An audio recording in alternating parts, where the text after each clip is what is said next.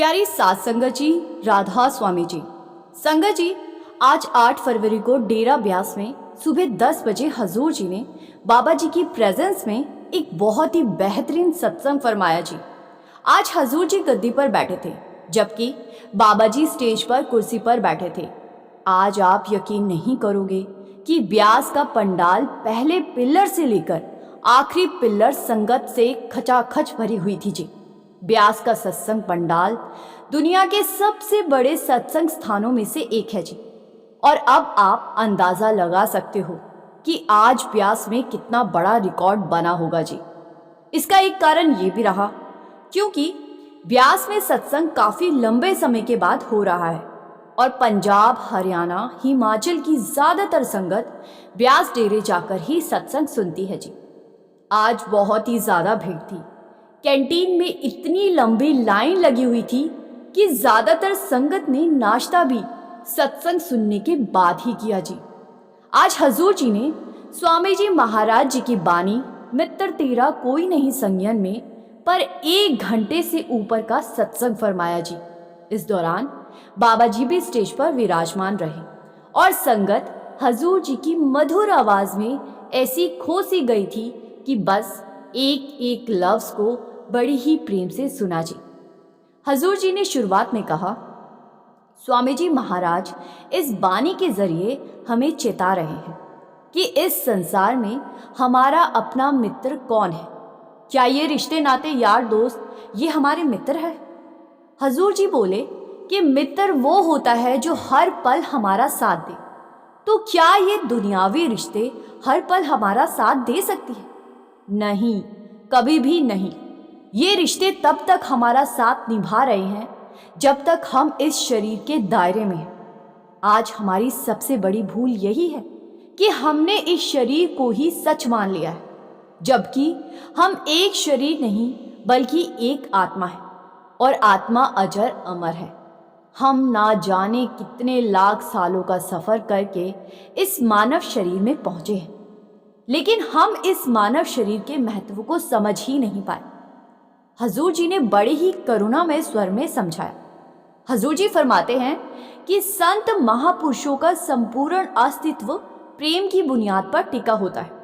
उनका हर शब्द, हर दृष्टि, हर कार्य प्रेम से ही जन्म लेता है। उसी प्रेम के आईने में वो हमें हमारी असली हालात दिखाते हैं। संत हमें समझाते हैं कि हमें इस शरीर से ऊपर उठकर सोचने की जरूरत है। जब संत अनुभव करते हैं कि कोई शिष्य मार्ग से भटकने लगा है, तो कभी अत्यंत कोमलता से उसे संभालते हैं और कभी हल्का सा झटका देकर उसे सचेत कर देते हैं ताकि उसकी सोई हुई चेतना जाग सके। हजूर जी ने आगे फरमाया कि आज का मनुष्य वास्तव में गहरी नींद में पड़ा हुआ है, पर यह नींद शरीर की नहीं है बल्कि अज्ञानता की है। जो व्यक्ति इस संसार की अस्थायी प्रकृति को नहीं समझ पाता, वो भले ही चलता फिरता दिखाई दे, पर भीतर से वो अभी जागा हुआ नहीं है। हम सभी इस दुनिया में अकेले आते हैं और जब विदाई का समय आता है तब भी हमें अकेले ही लौटना होता है। हजूर जी ने बड़े ही प्रेम पूर्वक समझाया जी। हजूर जी ने फरमाया कि जैसे कर्म हम बोते हैं वैसा ही फल हमें स्वयं काटना पड़ता है। हमारे किए हुए कार्यों का परिणाम कोई दूसरा नहीं भोग सकता। ना कोई हमारे साथ आकर खड़ा होता है और ना ही कोई हमारे बदले हमारे कर्मों की सजा या पुरस्कार स्वीकार करता है। प्रत्येक आत्मा को अपने कर्मों की जिम्मेदारी खुद ही उठानी होती है। फिर आगे हजूर जी ने उस पंक्ति का उल्लेख किया, मित्र तेरा कोई नहीं संज्ञान में, और फरमाया कि स्वामी जी महाराज यहाँ बाहरी मित्रों की बात नहीं कर रहे हैं, बल्कि हमें सोचने के लिए प्रेरित कर रहे हैं कि सच्चा मित्र आखिर होता कौन है। असली मित्र वही है जो हर सुख और हर दुख में हमारे साथ बना रहे, जो हमें जीवन के लक्ष्य तक पहुंचाने में सहायक बने और अंतिम समय तक हमारा साथ ना छोड़े। आप जी ने कहा कि मनुष्य के जीवन में अनगिनत लोग आते जाते रहते। बचपन में गली मोहल्ले के बच्चे हमारे दोस्त बनते, फिर स्कूल में नए साथी मिलते, आगे चलकर कामकाज और जिंदगी के अलग अलग मोड़ों पर नए रिश्ते जुड़ते जाते, लेकिन जब अंतिम समय, अंतिम यात्रा का समय आता है तो ये सभी संबंध पीछे छूट जाते। उस घड़ी हमें अकेले ही आगे बढ़ना होता है। हजूर जी ने बड़े ही सुंदर शब्दों में समझाया। कहा, महाराज जी के वचनों को दोहराते हुए कहा कि रिश्ते नदी की लहरों के समान होते। जैसे एक लहर आती है और दूसरी लहर से मिलकर बहने लगती है, वैसे ही हमारे कर्म किसी व्यक्ति को हमारे जीवन में ले आते हैं। फिर समय आने पर दूसरी लहर उठती है और वही कर्म हमें उनसे अलग कर देते। इस संसार में मिलना और बिछोड़ा दोनों ही कर्मों के नियम से बंधे हुए। इसके बाद हजूर जी ने प्रश्न रखा कि फिर हमारा सबसे निकट का मित्र कौन सा है? हमारा सबसे गहरा संबंध किसके साथ है? और स्वयं ही उत्तर देते हुए कहा कि सबसे निकट का रिश्ता इस शरीर के साथ है, क्योंकि ये हर पल हमारे साथ रहता है। परंतु एक दिन यही शरीर भी दुर्बल हो जाता है, बूढ़ा पड़ जाता है और अतः हमारा साथ छोड़ देता है। जब ये शरीर ही स्थायी नहीं है तो फिर संसार के बाकी रिश्ते स्थायी कैसे हो सकते? हजूर जी ने आगे वाणी से उदाहरण दिया जी। संग सखा सब तज गए, कोई ना निभियो साथ। जितने भी रिश्ते हम जोड़ते हैं, अंत में कोई भी साथ नहीं देता। इसीलिए स्वामी जी महाराज कहते हैं कि मित्र तेरा कोई नहीं संज्ञन में, क्यों पड़ा सोवे इस ठंगियन में। हजूर जी ने आगे फरमाते हुए समझाया कि रिश्ते, नाते, दोस्ती, मोह, ये सब ठगी की तरह अंत समय में यही हमें छलते हैं। महाराज जी ने फरमाते हुए समझाया, कहा कि 3 तरह के लोग हमें लूटते हैं, डाकू, चोर और ठग। डाकू बंदूक की नोक पर लूटता है, चोर अंधेरे में आकर चुरा लेता है और ठग मीठी बातों से हमें लूट लेते हैं। महाराज जी ने इन्हें मीठे ठग कहा करते थे, जो अपनेपन का दिखावा करके हमें असली रास्ते से भटका देते। हजूर जी ने आगे फरमाते हुए समझाया, यही हमारी हालात है। आज हम प्रेम और सच्चे उद्देश्य से दूर हो गए। दुनिया के इन मीठे ठगों ने हमें अपने में उलझा दिया और संत महात्मा इसीलिए हमें चेतावनी देते हैं कि नींद से जागो, क्योंकि मित्र, रिश्ते, धन, शरीर, कोई भी तुम्हारा सच्चा साथी नहीं है। साथ वही देगा जो अंदर का नाम है, जो सद्गुरु ने हमें दिया है। लेकिन हम इन झूठे मोह के बंधनों में बंध गए और यही मोह के रिश्ते हमें एक दिन ठग जाते हैं। हजूर जी ने उदाहरण के साथ फरमाया। हजूर जी फरमाते हैं कि प्राचीन समय से ही इंसान की प्रवृत्ति नीचे की ओर झुकती चली आ रही है। जो प्रेम था वो धीरे धीरे मोह में बदल जाता है। हजूर जी ने आगे फरमाते हुए समझाया, रामायण में एक गहरा उदाहरण मिलता है। राजा दशरथ की रानी कैकेयी, जो कभी राम जी से असीम प्रेम करती थी, वही पुत्र मोह में इतनी डूब गई कि उसने अपने ही पति से अपने सबसे प्रिय पुत्र को वनवास दिला दिया। ये दिखाता है कि जब मोह हावी हो जाता है तो इंसान सही और गलत का भेद भूल जाता है। आप जी ने आगे फरमाते हुए समझाया, यही दृश्य महाभारत में भी दोहराया गया। धृतराष्ट्र अपने पुत्र दुर्योधन के प्रति मोह में इतने अंधे हो गए कि उसके गलत कर्मों को भी देख नहीं पाए। उसी मोह ने पूरे वंश को विनाश के मार्ग पर धकेल दिया। महाभारत का युद्ध, जो इतिहास का सबसे भयंकर और दुखद युद्ध माना जाता है, वास्तव में उसी अंधे प्रेम यानी मोह की उपज था। हजूर जी ने बड़ी ही मानिकता से कहा, आज संसार में सच्चा प्रेम नहीं बचा, बस मोह रह गया है। उन्होंने फरमाते हुए समझाया कि मोह के साथ हमेशा अपेक्षाएं जुड़ी होती। हम हर संबंध से कुछ पाने की आस रखते, कोई हमें समझे, कोई हमारा साथ दे, कोई हमारी इच्छाएं पूरी करे। लेकिन जब ये उम्मीदें पूरी नहीं होती तो मन टूट जाता है और दिल में निराशा घर कर लेती। हजूर जी ने कहा, इन झूठ के रिश्तों के लिए हम छल कपट तक कर जाते हैं। लेकिन क्या कभी हमने विचार किया कि हमारे कर्मों का बोझ हमारे अपने उठा पाएंगे। नहीं, कभी भी नहीं। जो छल, जो बुरे कर्म हम करेंगे वो भले ही इन झूठ के रिश्तों के लिए कर रहे हैं, लेकिन कल को हिसाब हमें ही देना पड़ेगा। उस समय ये रिश्ते हमारा साथ नहीं देंगे। फिर आगे हजूर जी ने बहुत ही गहराई से एक और सच्चाई हमारे सामने रखी। हजूर जी ने फरमाया कि जिस प्रेम की बुनियाद कभी अत्यंत पवित्र और निष्कलुष थी, उसे हमने माया और स्वार्थ की ऊंची दीवारों के पीछे कैद कर दिया है। आज बेटे के मन में ये भावना बैठ गई है कि पिता उसकी हर इच्छा बिना सवाल किए पूरी करे, और पिता ये चाहता है कि बेटा उसकी हर आशा पर खरा उतरे। जब ये अपेक्षाएं पूरी नहीं होती तो घर का वातावरण प्रेम और समझदारी से नहीं, बल्कि शिकायतों, तनाव, तकरार से भर जाता है।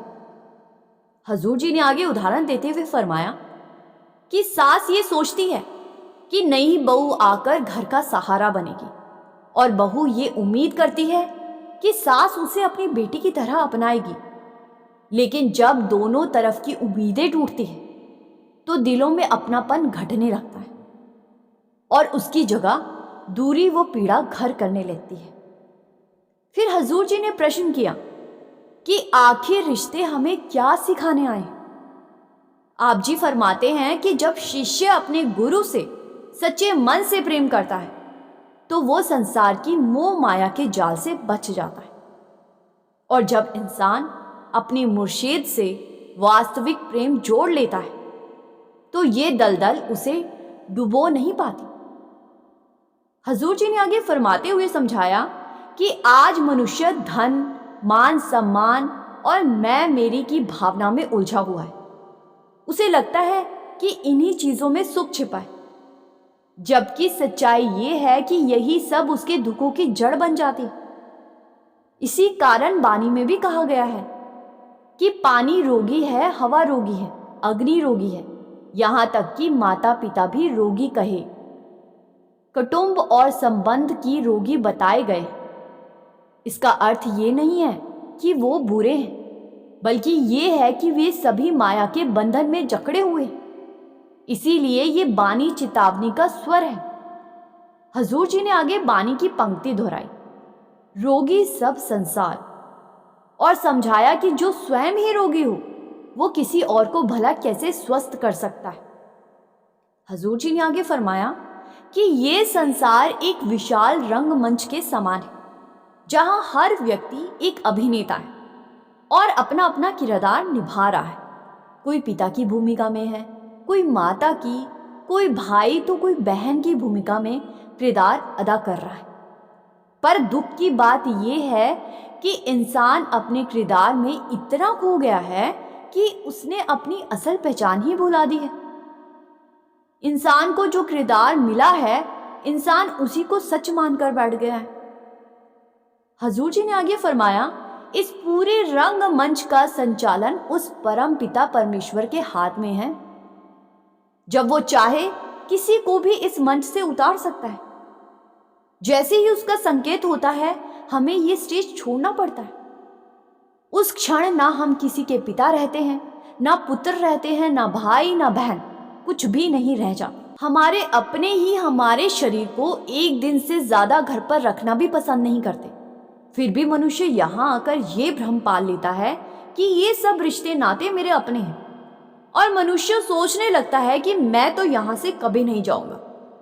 हजूर जी ने बानी की एक और पंक्ति का सहारा लेते हुए कहा, राम गयो रावण गयो, जाको बहु परिवार। अर्थात जब राम जैसे महापुरुष और रावण जैसे विद्वान लोग भी यहाँ स्थायी नहीं रह सके, तो सोचो इस संसार में कौन सदा टिक सकता है।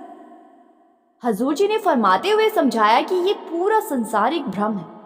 सच्चाई केवल नाम है, शब्द है। वही हमारा सच्चा मित्र है, वही हमारा सहारा है, और वही हमारा सब कुछ है। आगे हजूर जी ने फरमाया, संत महात्मा सत्संग क्यों फरमाते हैं? हजूर जी ने कहा, प्रेम करो सत्संग से। हजूर जी ने फरमाया कि सत्संग का उद्देश्य ना तो किसी प्रकार का भ्रम फैलाना है, ना कोई दिखावा करना है। सत्संग तो केवल संत महात्माओं के अपने सच्चे अनुभव पर आधारित होता है। उनके जीवन से निकली हुई बातें जिन्हें उन्होंने खुद जिया और परखा है। लेकिन हजूर जी ने बड़े ही दर्द भरे स्वर में कहा, जी। हजूर जी ने फरमाया, आज हमारा नजरिया ही बदल गया है। जिस श्रद्धा और गंभीरता के साथ हम बाकी कामों को करते हैं, वही भावना अब सत्संग के प्रति नहीं रही। हजूर जी ने उदाहरण देते हुए फरमाया, कहा, सोचिए, जब हमें किसी दफ्तर की मीटिंग या किसी बड़ी कॉन्फ्रेंस में जाना होता है तो हम कितनी तैयारियां करते हैं। साफ सुथरे कपड़े पहनते हैं, वक्त पर पहुंचते हैं और पूरे ध्यान से हर बात को सुनते हैं ताकि कुछ भी छूट ना जाए। फिर उन्होंने शांत स्वर में कहा, पर जब बात सत्संग की आती है तो वही गंभीरता कहीं खो जाती है। वहां हम तन से तो मौजूद रहते हैं पर मन कहीं और भटकता रहता है। बानी सुनते तो है लेकिन उस पर अमल नहीं करते, जैसे सिर्फ कानों से सुन लिया पर दिल तक उतरने ही नहीं दिया। हजूर जी ने आगे फरमाते हुए समझाया कि अगर हम उतनी ही तन्मयता और तैयारी के साथ सत्संग में बैठे जितनी किसी मीटिंग में करते हैं तो जीवन का हर अंधेरा अपने आप मिटने लगेगा। हजूर जी ने आगे फरमाया कि अगर हम सत्संग को उसी एकाग्रता और श्रद्धा से सुने जैसे किसी बहुत महत्वपूर्ण सभा या बैठक को सुनते हैं और फिर घर लौटकर उस पर अमल करते हैं, तो यही हमारे जीवन में असली बदलाव की शुरुआत होगी। उन्होंने याद दिलाया कि बड़े महाराज जी हमेशा फरमाया करते थे कि सत्संग उस ठंडी छांव की तरह है जो हमें जीवन की तपती धूप से राहत देता है, पर साथ ही वो ये भी समझाते थे कि हमारा उद्देश्य केवल उस छांव में कुछ पल सुकून लेना नहीं होना चाहिए, बल्कि उस शीतल वातावरण से जो ज्ञान, जो प्रेरणा और जो जागृति मिले उसे भीतर उतारकर जीवन में लागू करना ही सच्चे सत्संगी का धर्म है। हजूर जी ने आगे फरमाते हुए समझाया, जब हम में से बहुत से लोग ये सोच बैठते हैं कि हमें किसी की जरूरत ही नहीं है, हम खुद ही सब समझ लेंगे, खुद ही मंजिल पा लेंगे। महाराज जी बार बार इस बात पर जोर देते थे कि केवल जानकारी इकट्ठी कर लेना ही पर्याप्त नहीं होता। अगर ज्ञान के साथ अनुभव ना जुड़ा हो तो वो अधूरा ही रह जाता है।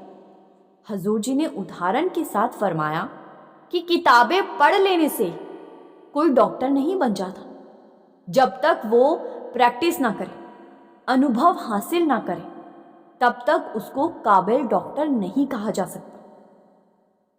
आगे हजूर जी ने इस सत्य को समझाने के लिए एक और अत्यंत सुंदर और सरल उदाहरण देते हुए फरमाया। हजूर जी ने फरमाया कि महाराज जी अक्सर कहते थे, कल्पना करो कि तुम्हें एक ऐसे रास्ते से गुजरना है जिसे तुम बिल्कुल नहीं जानते और उस समय जोरों की बारिश हो रही है। अब तुम्हारे सामने दो व्यक्ति खड़े हैं। एक वो है जिसने उस मार्ग का पूरा नक्शा किताबों में पढ़ रखा है, पर उसने कभी उस रास्ते पर कदम ही नहीं रखा। और दूसरा व्यक्ति वो है जिसने उस पथ को स्वयं तय किया है, खुद चलकर हर मोड़ को देखा है, हर गड्ढे में पैर रखा है, हर फिसलन को झेला है। फिर महाराज जी मुस्कुराते हुए पूछते थे, अब बताओ तुम किसके साथ चलना चाहोगे? स्वाभाविक है उसी के साथ जाओगे जिसने उस रास्ते का अनुभव किया हो, जिसने उस रास्ते का अनुभव हासिल किया, जिसको उस रास्ते के हर गड्ढे, हर स्पीड ब्रेकर की जानकारी हो। हजूर जी ने कहा, यही फर्क है केवल जान लेने और वास्तव में जी लेने में। पुस्तकें हमें दिशा तो दिखा सकती है, पर मंजिल तक वही पहुंचाता है जिसने स्वयं उस रास्ते पर चलने का साहस किया। हजूर जी ने इसी बात को और गहराई से समझाते हुए फरमाया।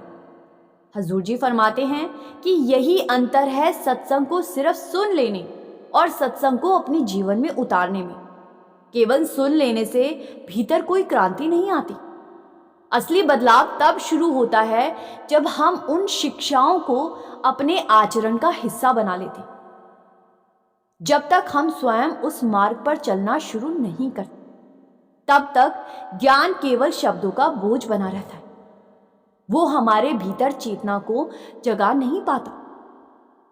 फिर इसके बाद हजूर जी ने एक और अत्यंत गंभीर प्रश्न रखा, आखिर नाम है क्या? क्या नाम केवल कुछ अक्षरों का मेल है? क्या ये सब बस एक उच्चारण है, या ऐसा शब्द जिसे हमने अपनी भाषा, संस्कृति या धर्म के अनुसार स्वीकार कर लिया है? आप जी ने फरमाते हुए कहा कि हम सभी अलग अलग धार्मिक परंपराओं से आते हैं। कोई उसी परम सत्ता को अल्लाह कहकर पुकारता है, कोई राम कहता है, कोई गॉड, तो कोई वाहे गुरु। लफ्ज भिन्न भिन्न है, पर इशारा सबका एक ही सत्य की ओर है। नाम वो ताकत है जिससे ये सृष्टि और यहाँ की हर चीज बनी है। नामो उपजे नामो बिन से, नाम से सब बना है और नाम में ही विलीन होगा। लेकिन नाम पहले भी था और हमेशा रहेगा। फिर हजूर जी ने बड़े सम्मान के साथ बताया कि दसम पातशाही श्री गुरु गोविंद सिंह जी ने अपने ग्रंथों में फरमाया कि परमात्मा के 1100 से भी अधिक नामों का उल्लेख किया है। हर नाम के माध्यम से उन्होंने उसी एक परम सत्ता की महिमा प्रकट की है, पर अंत में वो इसी निष्कर्ष पर पहुंचे कि वो सत्ता एक ओंकार अनामी है, जो निराकार है, अनंत है, और जिसे किसी एक शब्द, किसी एक भाषा या किसी एक लफ्ज की सीमा में बांधा नहीं जा सकता। हजूर जी ने आगे फरमाते हुए समझाया, कहा, जब तक इंसान उस दिव्य शक्ति, उस नाम से जुड़ा रहता है, तब तक उसकी सांसों में जीवन का संचार होता है, और जैसे ही वो संबंध टूटता है, जीवन भी समाप्त हो जाता है। ये शरीर तो बस एक खेल है, असली शक्ति तो उस रूहानी नूर से मिलती जिसे हम नाम कहते हैं। हजूर जी ने बड़ी ही सहजता और सरलता से गहराई से जीवन का सबसे बड़ा सत्य समझाया जी। हजूर जी फरमाते हैं कि मनुष्य का जन्म का असली उद्देश्य है अपने आप को जानना। हमें इस संसार में इसीलिए भेजा गया है कि हम अपने भीतर झांकें, अपनी आत्मा की पहचान करें और ये समझें कि हम वास्तव में कौन हैं। आप जी ने आगे फरमाया, मालिक ने हमें बुद्धि और विवेक इसीलिए दिया था ताकि हम आत्मबोध की राह पर आगे बढ़ें, सत्य की खोज करें। लेकिन अफसोस, हमने उस विवेक का उपयोग उल्टी दिशा में कर लिया। आत्मा को जानने की बजाय हम बाहरी चमक धमक में खो गए। धन, संपत्ति, नाम, शोहरत और पद की दौड़ में इस कदर उलझ गए कि अपनी असली पहचान ही भूल बैठे। हजूर जी ने आगे बड़ी ही करुणा से फरमाया जी। हजूर जी फरमाते हैं कि पहले पैसा केवल जरूरतों को पूरा करने का साधन था, लेकिन आज वही पैसा रिश्तों में जहर घोल चुका है। आज बेटा अपने बूढ़े पिता की सेवा भी तभी करता है जब उसे अपनी जिम्मेदारी की गारंटी मिल जाए, अपनी हिस्सेदारी की गारंटी मिल जाए। रिश्तों में अब प्रेम नहीं, सौदेबाजी आ गई। आप जी ने आगे फरमाते हुए कहा कि आज बच्चे भी शर्तें रखने लगे हैं। अगर मेरी बात नहीं मानी गई तो मुझे ये चीज नहीं दिलाई गई तो मैं पढ़ाई नहीं करूंगा। सोचो, ये वही संस्कार है जो कभी त्याग और सेवा पर आधारित थे, अब स्वार्थ और लेन देन पर टिके हुए हैं। फिर हजूर जी ने आगे फरमाते हुए समझाया, बहुत ही मार्मिक शब्दों में कहा, हमने तो भक्ति को भी सौदा बना दिया है। मंदिरों और गुरुद्वारों में चढ़ावा चढ़ाते हैं और मन में सोचते हैं कि बदले में मालिक हमें लाखों करोड़ों लौटा देगा या हमारी ये मुसीबत हल कर देगा। क्या यही सच्ची श्रद्धा है? क्या मालिक को हमारे पैसे चाहिए? क्या हम सच में उस मालिक से सौदा कर रहे हैं, उस परम सत्ता से जिसने हमें बिन मांगे सब कुछ पहले ही दे दिया है, जिसने जीवन दिया, सांसें दी, परिवार दिया, प्रेम दिया, सबसे बड़ी बात इंसानी शरीर दिया? क्या हम उसी से लेन देन की बात कर रहे हैं? हजूर जी ने आगे फरमाते हुए समझाया कि भक्ति का अर्थ मांगना नहीं, समर्पण है। जब हम सच्चे मन से झुकते हैं ना, खुद को मालिक के हवाले कर देते, तब मालिक देता नहीं बल्कि खुद ही हमारा हो जाता है। और वही पल है जब आत्मा अपने असली घर की ओर लौटने लगती। आगे हजूर जी ने फरमाते हुए समझाया, कहा, धन दौलत के ऊपर समझाया कि जब धन हमारी वास्तविक जरूरतों से आगे बढ़ने लगता है तो उसके साथ साथ अहंकार भी जन्म लेने लगता है, और यही अहंकार धीरे धीरे चिंता और तनाव का रूप धारण कर लेता है। वही तनाव जो इंसान की मानसिक शांति को भीतर से खोखला कर देता है। हजूर जी ने आगे फरमाते हुए समझाया, इसके बाद मन में तरह तरह के भय पैदा हो जाते हैं। डर रहता है कि कहीं टैक्स की जांच ना हो जाए, कहीं चोरी ना हो जाए, कहीं जो कुछ जोड़ा है वो हाथ से ना निकल जाए। इन आशंकाओं और असुरक्षाओं के बीच जीते जीते इंसान अंदर से टूटने लगता है। उसका मन अशांत हो जाता है, शरीर बीमारियों की चपेटे में आने लगता है और जीवन का संतुलन बिगड़ जाता है। हजूर जी ने बहुत ही स्पष्ट शब्दों में फरमाया। हजूर जी फरमाते हैं कि धन हमारी भौतिक आवश्यकताओं को तो पूरा कर सकता है, लेकिन वो मन को शांति नहीं दे सकता।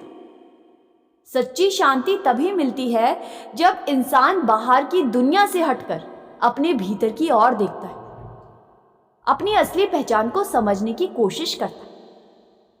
फिर आप जी ने एक और गहरा सत्य सामने रखा। आप जी फरमाते हैं, चाहे कोई व्यक्ति कितना ही धनी क्यों ना हो, आत्मा की भूख कभी धन से समाप्त नहीं होती। इतिहास इस बात का साक्षी है। चाहे बड़े बड़े राजा रहे हो या अरबों की संपत्ति वाले व्यापारी रहे, किसी को भी केवल धन से अतिरिक्त तृप्ति नहीं मिली। धन सुख सुविधाओं के साधन तो दे सकता है, पर संतोष नहीं दे सकता। धन से हम अच्छा बिस्तर तो खरीद सकते हैं, लेकिन अच्छी नींद नहीं खरीद सकते। हजूर जी ने आगे फरमाते हुए समझाया, बाबा जी के वचनों का उल्लेख करते हुए कहा कि देंदा दे लेंदे थक पाए, जुगा जुगांदर खाई खाए। मालिक बिना थके बिना रुके लगातार देता चला जा रहा है। दिन रात युगों से पीढ़ी दर पीढ़ी वो हर क्षण हमें कुछ ना कुछ प्रदान करता ही रहता है, लेकिन हम हैं कि बस लेते ही जाते हैं। हमारे भीतर की लालसा की अग्नि कभी शांति नहीं होती। आप जी ने अत्यंत विनम्रता से कहा कि बहुत ही कम लोग ऐसे होते हैं जो सच्चे दिल से कह पाते हैं कि मालिक, आपने जो दिया वही मेरे लिए बहुत है, और उससे भी कम लोग ऐसे होते हैं जो सच में हृदय से उनका धन्यवाद करते हैं। हजूर जी ने अंत में फरमाते हुए समझाया कि मालिक का शुक्र करने ही बेचैनी को समाप्त कर देता है। जिस दिन इंसान ये मान लेता है कि उसे जो कुछ मिला है वही पर्याप्त है, उसी दिन उसके भीतर वास्तविक सुख का जन्म होता है। हजूर जी ने यह भी कहा कि जीवन सुखों और दुखों का मेल है। अगर हम दुख में शिकायत करेंगे तो हम मालिक की करनी पर शक करेंगे। मालिक ने दुख दिया है तो हमारे किसी ना किसी कर्म का निपटारा हो रहा है। हमें तब भी मालिक का शुक्रिया ही करना चाहिए। मालिक हमारी किस्मत नहीं लिखता, मालिक हमारे कर्मों का फल हमें देता है। इसीलिए कभी मालिक से शिकायत मत करो, मालिक का शुक्रिया करते चलो, मन अपने आप शांत रहने लगेगा। फिर आगे हजूर जी ने बड़ी ही कोमलता से समझाते हुए फरमाया, एक बड़े ही सुंदर उदाहरण दिया कि आप जी ने कहा कि एक छोटी सी साखी के जरिए कहा कि एक नगर में एक फकीर रहता था जिसका नाम पूरे इलाके में प्रसिद्ध था। लोग कहते थे कि उसकी प्रार्थनाएं सीधे मालिक तक पहुंचती है। अब एक दिन उसी नगर का एक बहुत बड़ा धनवान व्यक्ति उसके पास आया। उसने बड़े ही आदरपूर्वक कहा, जब तुम मालिक से मिलो तो मेरी तरफ से कहना कि उन्होंने मुझ पर इतनी कृपा की है, अब मुझे और कुछ नहीं चाहिए। मेरे को जो मिला है मैं उसी में संतुष्ट हूं, बस अब मेरा धन्यवाद उन तक पहुंचा देना। अब फकीर ने मुस्कुराकर उनकी बात सुनी और आगे बढ़ गए। अब कुछ ही दूरी पर गए थे कि रास्ते में एक गरीब व्यक्ति मिला। वो बहुत ही उदास दिख रहा था। तो उसने फकीर बाबा को कहा कि लोग कहते हैं कि तुम्हारा मालिक से सीधा नाता है, तो उनसे कहना कि उसने मुझे कभी कुछ दिया ही नहीं, अब तो वो मेरी तरफ भी कुछ ध्यान दे। अब फकीर ने उसकी शिकायत भी शांत मन से सुनी, कुछ नहीं कहा और अपने ध्यान में चले गए। जब वो ध्यान में डूबे तो उसने प्रभु के दर्शन हुए। उसने दोनों की बातें मालिक के सक्षम रखी।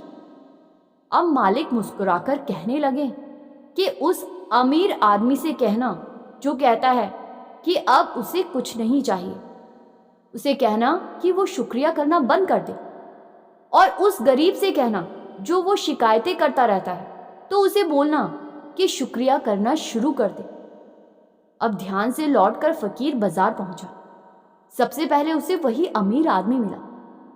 अब उस अमीर आदमी ने उत्सुकता से पूछा कि क्या मालिक से आपकी बात हुई? तो फकीर ने जवाब दिया, जी हाँ हुई।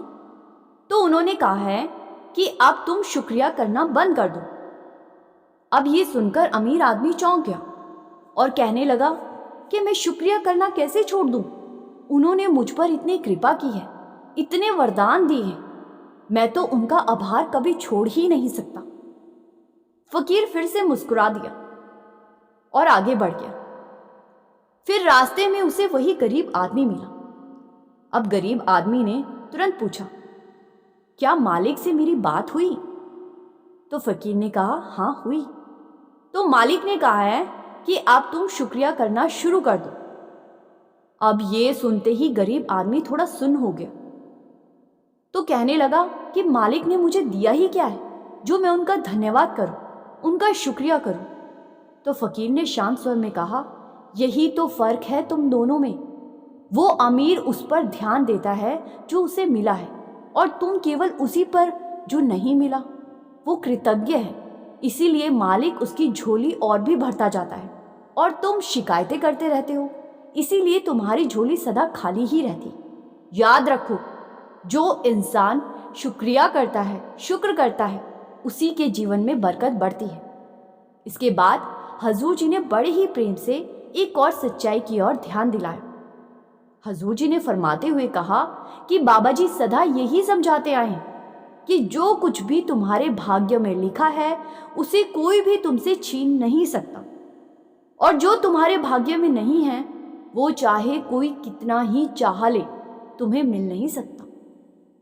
फिर आगे ऐसी निरंतर दौड़ भाग और बेचैनी आखिर किस लिए? हजूर जी ने बानी का भाव बताते हुए कहा कि उसमें भी यही संकेत मिलता है जब इच्छाएं मिट जाती और लालसा समाप्त हो जाती, तब मन निश्चिंत हो जाता है, और जिसके भीतर किसी प्रकार की चाह बाकी नहीं रहती वही असली बादशाह बन जाता है। हजूर जी ने आगे फरमाते हुए समझाया कि जब मालिक ने इस सृष्टि की रचना की तो जीवों के लिए दो प्रकार की अवस्थाएं बनाई गई। एक ऐसी जिंदगियां जो केवल भोगने के लिए है, जैसे पशु पक्षी और अन्य निचली जूनियां, और दूसरी कर्म भोग की जूनी जिसे मनुष्य जीवन कहा जाता है, जिसे कर्म योनि भी कहा गया है। मनुष्य को विशेष रूप से सोचने समझने की शक्ति और विवेक दिया गया है ताकि वो अपने मूल को पहचान सके और वापस परमात्मा की ओर लौट सके। यदि हमने इस अमूल्य मानव जीवन को केवल इच्छाओं, लालच और मोह माया में ही नष्ट कर दिया तो इससे बड़ा घाटा और कुछ हो ही नहीं सकता। हजूर जी ने आगे फरमाते हुए समझाया कि परमात्मा वो शक्ति है जो समय से परे है, जन्म और मृत्यु से परे है, और हमारी आत्मा उसी परम सत्ता का अंश है। बानी में भी यही कहा गया है कि आत्म में राम है और राम में आत्म। ये रहस्य उसी ने समझा जिसे गुरु की कृपा प्राप्त हुई है। प्यारी साध संगत जी, अब आप ही विचार करो कि हमारे गुरु महाराज हमें इससे अच्छा और क्या ही समझा सकते हैं। हम सुनते तो ध्यान से हैं, लेकिन पता नहीं अमल क्यों नहीं कर पाते। और यही चीज हजूर जी ने अक्सर संगत को सत्संगों में भी कहा है, समझाया है, क्योंकि गुरु अपनी संगत की रग रग को पहचानते। संगत जी, हमें कोशिश करनी चाहिए कि सत्संगों को जीवन में उतारे संगत जी से हाथ जोड़कर विनती है कि कमेंट में एक प्यार भरा राधा स्वामी ज़रूर लिखिए जी। और संगत चाहे तो बड़ी खुशी से अपने इस चैनल रूहानी सफ़र को सब्सक्राइब भी कर सकती है जी। गुरु प्यारी सात संगत जी, राधा स्वामी जी।